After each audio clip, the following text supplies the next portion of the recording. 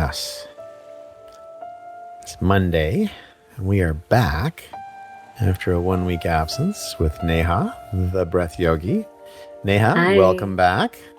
Thank you. I missed you guys. I missed you too. So here we are at the CXM experience. Of course, I'm your host, Grad Khan, CXO, or Chief Experience Officer at Sprinkler. And I'm here with Neha. Neha, you're going to take us through some exercises to kick things off, to get us in the zone. Then we're going to talk about, it's still May, so we're going to talk about Mental Health Month. This will be our last chance to talk about, we have one more. We have two more chances to talk about Mental Health Month in May. So because it's a 31-day month, so we'll do that. And then we'll end with another breathing exercise. So I actually have had a very long day. This is near the end of my day right now that we're doing this. And I will say that I think I've had like a series of about 15-minute meetings. Wow. Yeah, wow. And so I'm feeling a little vegetable-like right now. So I need something to center me. Give me a good breathing exercise to get me reconnected. And I want to try to have a really rest of I've still got stuff to do today. My day's not over. So I need something that brings me back to focus and center. I want to feel like it's 6 a.m. again. And I have just the thing for you, Grad. I thought you might. And like we always talk about, breath provides 60% of our energy requirements. So let's do some breathing. Let's get right to it. And I think today, for centering and energizing, why don't we do something called the alternate nostril breathing? Have you ever tried that before? No, let's try that. Yeah. So it's very simple. As the word says, we will alternate between breathing from one nostril at a time. Okay. And the body is relaxed and just follow along. And the focus is on the breath, making it effortless and just as much, as comfortably you can breathe in and out. So it's not like we're trying too hard. And that's one thing I want to talk about before we breathe, because it's like everybody's like, oh, I need to breathe. And you try so hard, like do this. Yeah. And what happens is when you try to too hard, the muscles tense. Your trachea constricts. Right. So that's actually counterproductive to trying to breathe really deep. So if you want to do some deep breathing, just relax, do the best you can, and it'll be really much more effective. So let's get started. So sit up nice and tall. If you need, you can, have your back rested against the chair. And place your left palm open to the ceiling, resting on your left thigh. Shoulders relaxed. Bring your right index finger and middle finger to rest in between the eyebrows. Take a normal deep breath in through both the nostrils. Close the right nostril with the right thumb. Breathe out through the left. Keeping the right closed, breathe in through the left. Close the left with the ring finger. Breathe out through the right. Breathe in through the right. Close the right with the thumb. Breathe out through the left. And we'll continue. That was one round. You can close your eyes. Breathe in through the left. Close the left. Breathe out through the right. Keeping the left closed, in through the right. Close the right, out through the left. And continue. Breathing out and in from one nostril at a time. Make the breath effortless, smooth, and long. In on the left. Close the left, out on the right. In on the right. Close the right, out on the left. Continue, breathe in from the left. Close the left, out on the right. In on the right. Close the right, out on the left. In on the left. Close the left out on the right. In on the right. Close the right out on the left and continue. Keep the body relaxed. Make the breath less effortful, gentler and smoother. And your full focus is on the breath. You're following the movement of the breath out and in from one nostril at a time. Last few rounds.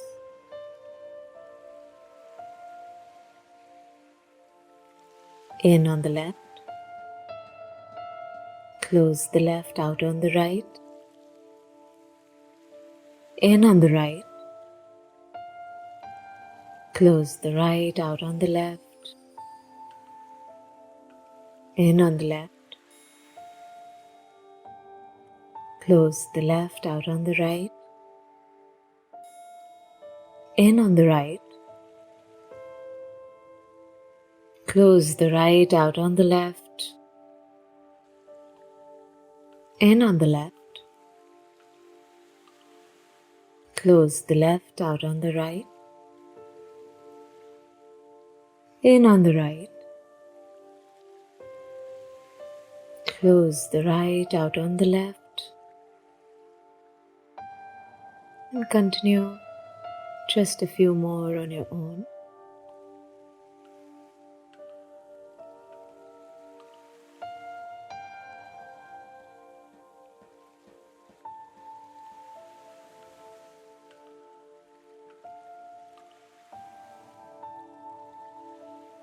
Keep your focus on your breath. Make it smoother and gentler and less effortful.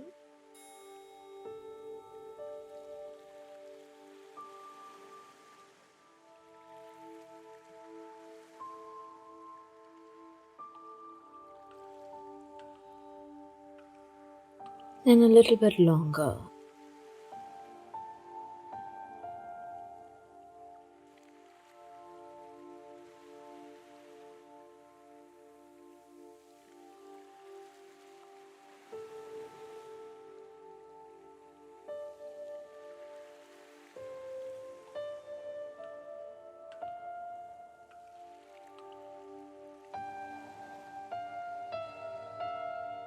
And the next time you breathe out of the left nostril, relax your right palm. You can place it on the right thigh.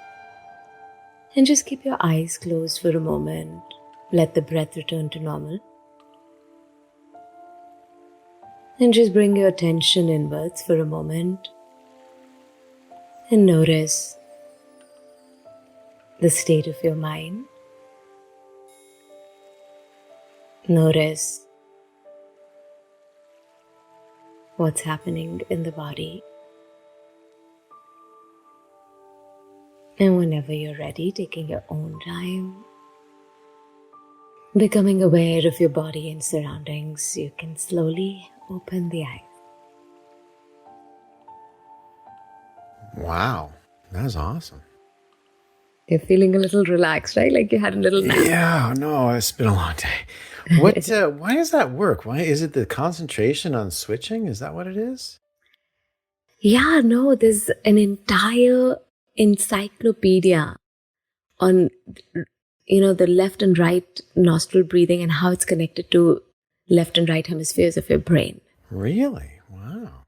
And very interesting. And practicing this breath. And that's the thing. I was talking to this other friend of mine and I was like, science today, like less than 2 decades now, we have stuff like MRI and scans where we can see what's happening. Before that, we didn't have those instruments.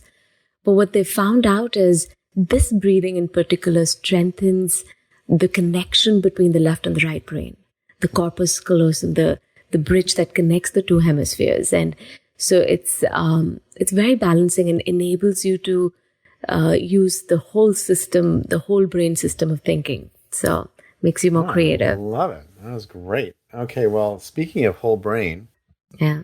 this is the second last week of Mental Health Awareness Month, and you do a wellness break 4 times a week inside the company. So inside Sprinkler, Four times a day, 4 days four a times a week. day. Oh, I didn't Yes. know 4 times a day.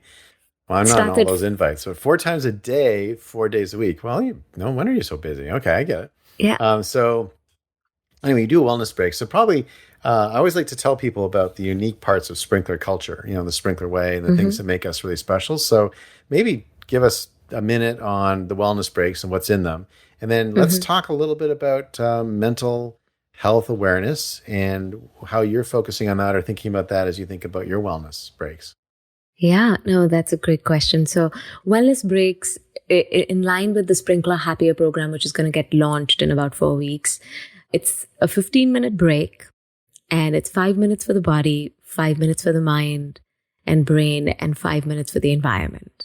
So that's how I've divided it up. Okay. And we do, maybe sometimes some simple stretches. I talk about a little bit of some external compassion, kindness, something, depending on what the theme is. And then we do 5 minutes of breathing. So that's how it is. And it's like the first break is at 4:30 a.m. to kind of like cater to our Indian colleagues and Asian folks and people in Europe. So we have 4:30, 8:45 a.m., 12 p.m., and 3 p.m. Okay. And there's this whole scientific fact that there's something called the ultradian rhythm. That's like Yeah. every 90 minutes or so, there's a dip in your cognitive ability. The Huh. brain is a very metabolic. It's in fact the most metabolically active organ of our body. So the goal with these breaks was to provide people the opportunity to just log on for 15 minutes and take a quick energy break. The breath contributes to 60% of our energy. So it's a quick way to energize, and just the next 90 minutes will be much more focused and productive. Fascinating. That's very cool. All right. And So, well, go and ahead. and and Sorry. and so I've been, every month I have a theme. So I've also been trying to use it as a platform to kind of like, in accordance with mental health, like my perception of it is the first things first, fundamentals. Let's destigmatize talking about it. There's a host of solutions, but we'll only get there once you acknowledge it, right? And I want to start by creating a space where we can talk about it, just like, hey, I have a doctor's appointment today. Hey, I have a coach appointment today. I have a therapy appointment today. Like, nobody thinks about saying that, like there's still a lot of stigma around it. So I've been using the breaks as a platform to have, some leaders come on and share their perspective on it. And I hope you're going to be on it next I week sometime. would be honored and delighted to be on it. I Absolutely. know. I'm working with Count me in. Sabrina. Yeah. Last week we had, this Wednesday we had Luca on, and he shared his 4 things, and they were really nice. He was like, don't shy from asking for help and prioritize your well-being. So he gave his, his 4 things to do and breathe. So I was really happy when he said breathe. I'm like, yes. And and we also formed a We Care team. You know about We Care teams, right? That's another part of Sprinkler culture. So we formed a We Care mental health awareness team, and we had a first kickoff meeting. Like, we already have like 70 people on it. So if you're listening, Potentially not a good sign. I mean, we just started it. Your service mixed, right? You want to have, obviously you want people to take advantage of mental health Yeah. resources, but at the same time, when everyone does, then you're like, whoopsie daisies, maybe we're doing something wrong here. Anyway, just kidding. Just a joke. I mean, Just a joke. no, but to your point, Grad, like, I think we were just talking about it, right? Like, Cigna for the first time is covering behavioral coaching. Very interesting. I think that's a great idea because, Right. I think to your point, a lot of people just need coaching. Exactly. It's like just and some coaching and some change in behavior makes a huge difference in the way people take their day. And, and a lot of people don't have access to that. A lot of people get that coaching, if they got it at all, they got it from parents or coaches or, but it's not really part of the school curriculum. It's not really part of what we're taught in college. It's just something that we're expected to somehow magically know. And I Yeah. think that's a real problem. So if you think about kind of the mental challenges and issues that people face, let's talk a little bit about what you think the top ones are. And I want to push a little bit on the principle of, don't be afraid to ask for help. That's easy to say. It's super duper duper hard for people to buy into that because there's all sorts of stigma attached to it, and they're real stigma. And so I don't think you can kind of just say, I'm just not going to worry about it. So I think I prefer scenarios where you actually tell people, put people in scenarios where they can be helped, but not just randomly tell them not to be worried about it. There's a sort of someone once told me it was a death in the family, and I said, hey, if there's anything I can do to help you, let me know. Like very, very genuine offer, right? And the person gave me an answer, which I've never forgotten. She said, that's not helpful. So if I have to come up with things to give to you to help me with, then you're not helping me. If you want to help me, help me. If you don't want to help me, don't help me. But don't give me something that just makes you feel good. No, she was not in a great spot. But she was still right. It was still, I wasn't thinking that way when I said it. It was coming, I thought, from a good place. But her feedback was basically, if you want to help, help. And I think the same thing with mental health. I mean, if you say things like, don't be afraid of it, blah, blah, blah, people will just sort of file that away. And, but what if you say, I need you to show up Wednesday for breathing sessions with Neha, and I'm expecting you there every week for the next 2 months. It's like, all right. Like that's how you get over the stigma, right? Because you create sort of a social pressure. It was interesting. I've just started on the Peloton. I've never been a big stationary bike rider, but I'm just sort of getting into it. I'm kind of You jumped on the Peloton wagon. I have jumped on the Peloton wagon. I'm not sure. Okay. Well, I've only done it twice, so I'm not sure I can say I'm on the wagon. I am potentially trailing behind the wagon. I see the wagon. I can tell the wagon looks interesting, but I'm not on the wagon. Nonetheless, I did the Sprinkler Life team last night. So there's a bunch of people from Sprinkler all doing Peloton at the same time. They basically pick a class and then do it together. Oh, it's super fun. Everyone's high-fiving each other, and you sort of see the leaderboard, and it was great. I'm going to have to hire somebody, though, so that my leaderboard status gets better. So I don't know, that might defeat the purpose. But it was great. It was a lot of fun. But it was interesting because I was thinking, it was late in the day yesterday, and then yesterday was another long day. And I could think of pretty much almost anything I would rather do than get on the Peloton last night.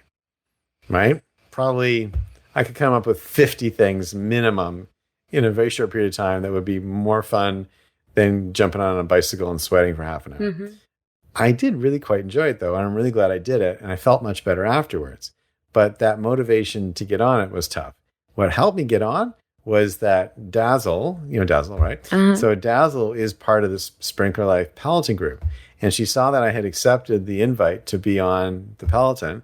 And so she got all excited. And she's like, oh my God, you're going to be on the Peloton group tomorrow. And I was like, oh, I hadn't really sort of thought of it as, and then she told everybody, Grad's going to be there. We all have to show up. It's like, oh my God, now I have to go. And so I did. And like I said, I was really happy I did it. And I was really happy that Dazzle pushed me. But I do think for a lot of these things, you need that extra push. I think if it's just like come whenever you want to, you'll never go.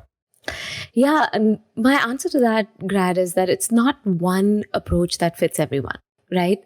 You could I've had conversations with people who are very introvert, right? Like, especially when they're feeling very vulnerable. And for them to be able to even turn around and say that, I don't think that's, sometimes I've had experiences where people have, not shown up for the next session, but not said something like that, right? So I would say that it's not a black and white thing. Maybe it didn't work for her, but she was clearly not in a great mood, and she had the courage to kind of like say what she did. But you tried. Hey, so next time you know that she's the person where you just want her, she expects you to do it. And there'll be people who'll expect you to take permission before doing something. Like, hey, I don't need that. Like, there's the other side where people feel like, no, I'm not helpless. I need to do this myself. You see what I'm saying? So it's, Yeah, you're right. It's very complicated. yeah. And that's why I think compassion, the best question in those kind of scenarios is, just if you know the person, great. If not, I want to help, and like you ask the question, and that's okay. That those things happen sometimes, and you're not someone who can read people's mind, especially in that scenario. So I wouldn't be so hard. Like, don't let it stick and prevent you from asking that question to someone else. That's first. Yeah, interesting. Okay. And I've not done it since then. yeah. I just do stuff now. No, and Yeah. like someone saying something like that, especially when you approached her with this really good intention, you wanted to help her, and then it almost was like you went back into your shell, like, oh, if I don't do Yeah, it was anything, pretty harsh. Yeah, Yeah, it was pretty Yeah. harsh. I'll agree with you there. Yeah, no, I was shocked by it. I don't know what Yeah. my face looked like, but it took me back. But also, I was like very understanding. She was not in a great spot, but I don't know. It felt like a rare moment of honesty because when I thought about it, I thought, she's got a good point.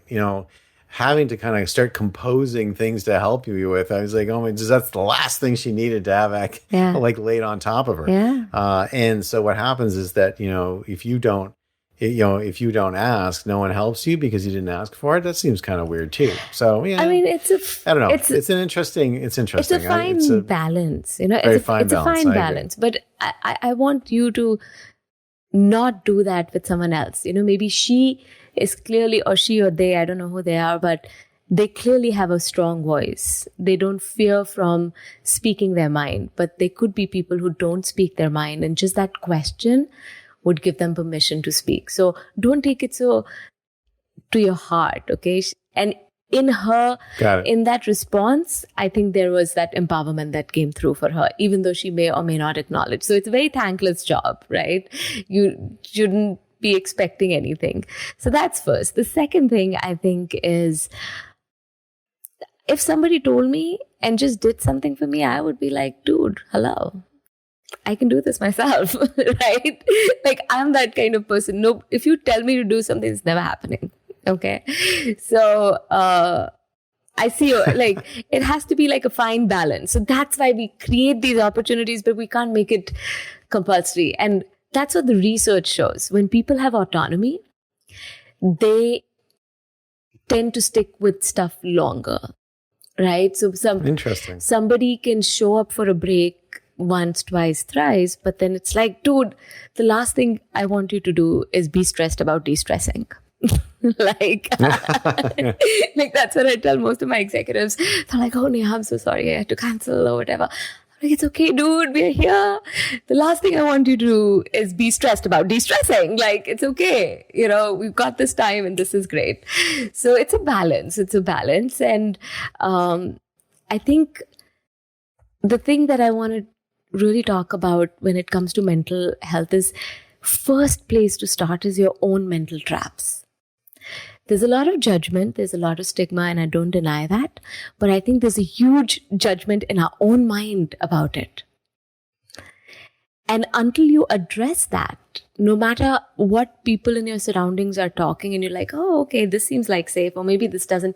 Like, if it's a big issue in my mind, if I associate weakness to therapy, it's going to take a lot for that to change. So I think it's a good time, like, the first place to start is just examining our own sort of mental traps about it.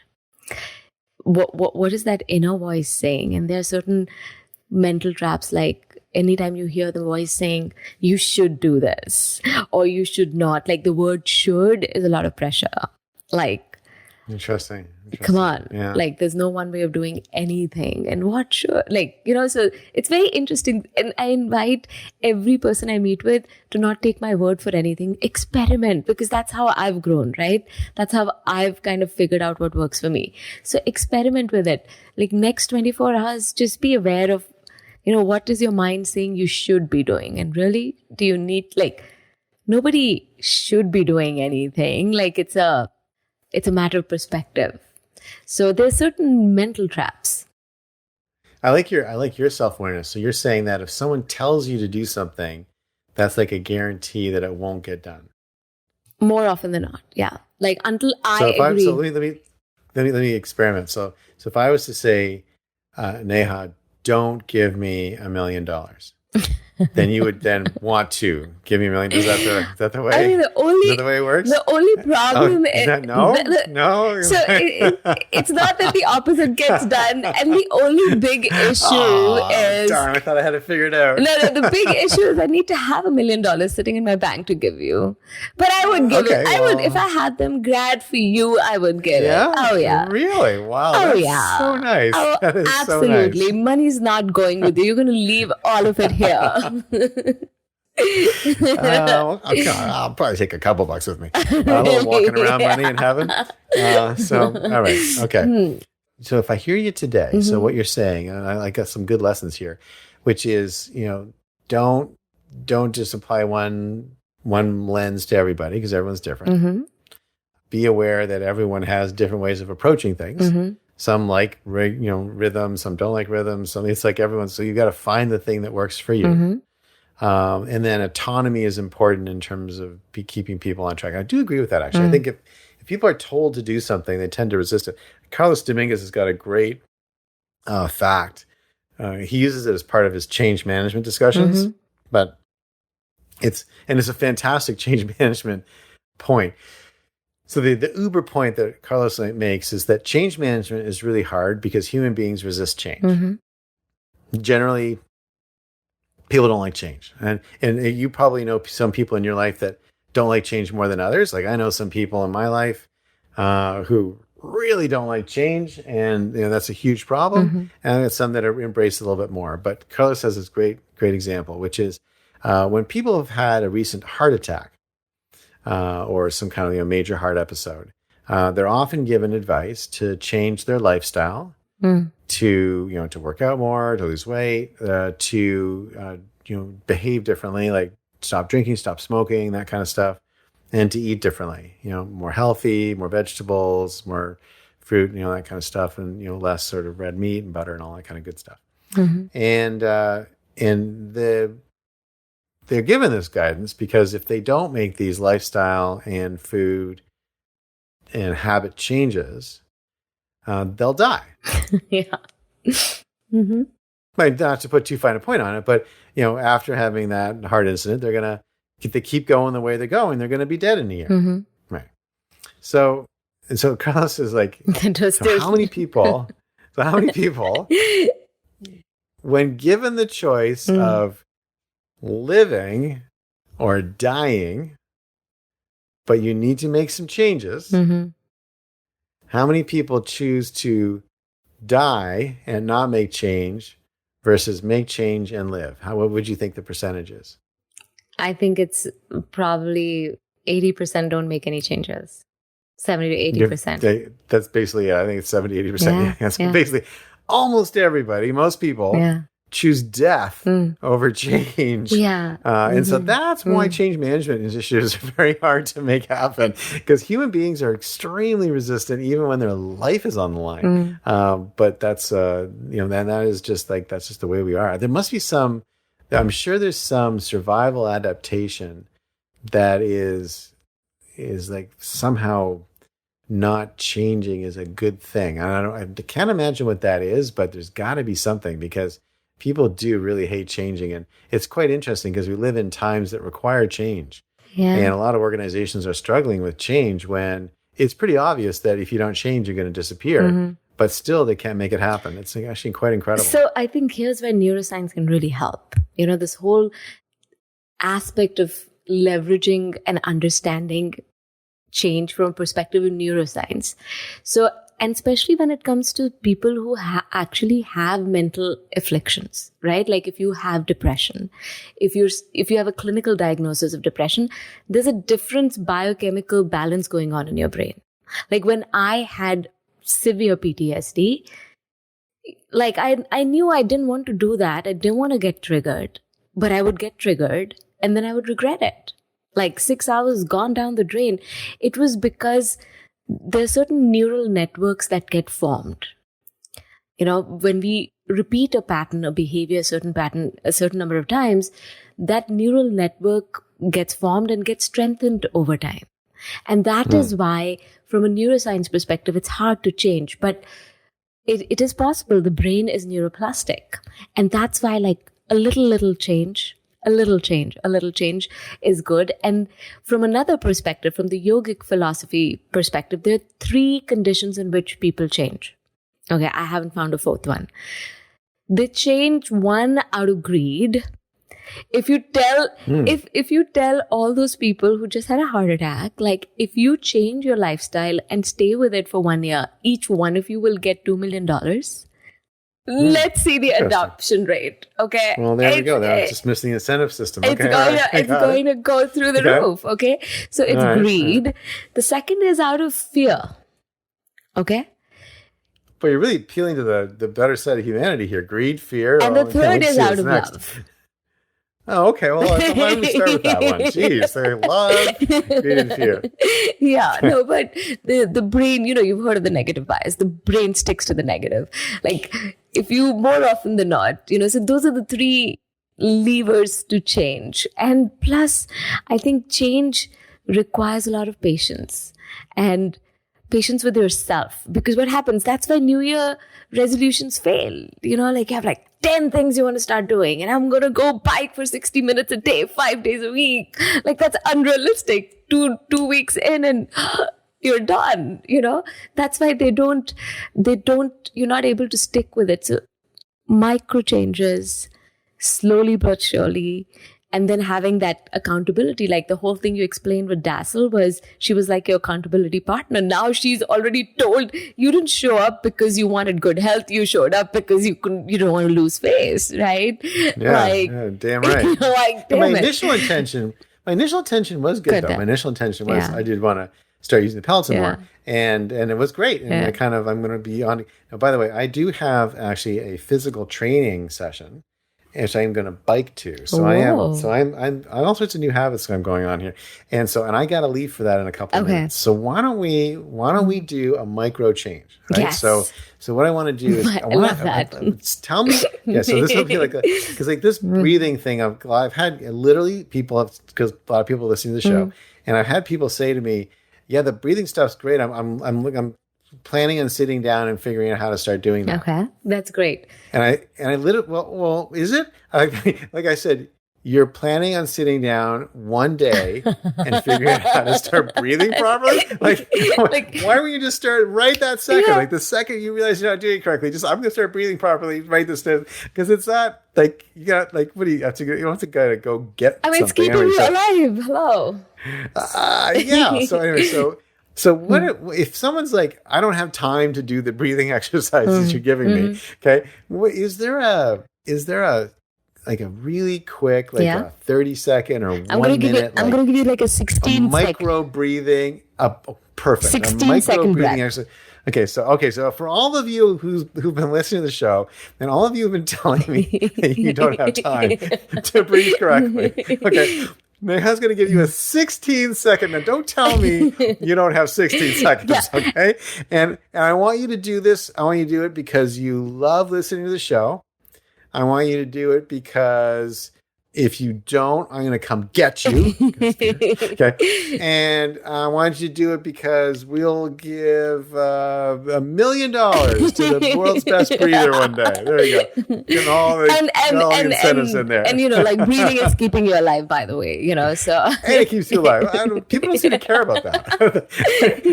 Nobody's afraid of death. It's like, my death, schmeth. Doesn't matter to me. Well, I don't know. Until you have what's going on in India, like, then it's crazy. Then they're like, oh, damn it. That's a different issue. Okay. So, all right. So let's do 16 seconds. 16-second breath. And you can do this with your eyes open, eyes closed, in a meeting, on your way, whatever. So just breathe in through the nose. In, 2, 3, 4. Hold the breath in.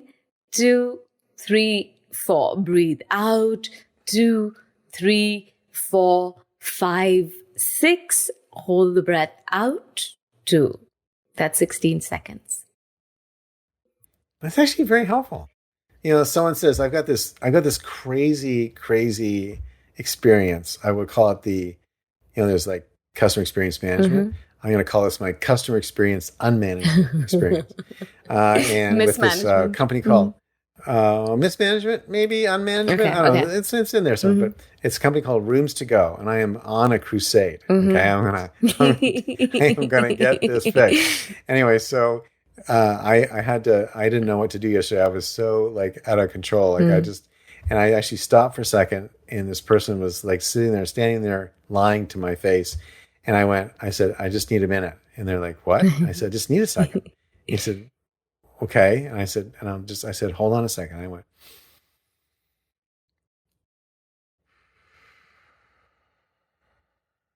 I said, what do you want to tell me now? Yeah. Yeah. No, it works. Breathing out a little longer. I don't know if it works or not, but it certainly helped me. Yeah. It certainly kept me out of prison yesterday. All right. Great. So Neha, as always, it was amazing. Thank you very much for the CXM experience. I'm Grad Khan, CXO at Sprinkler with Neha, the breath yogi, and we will see you again next time.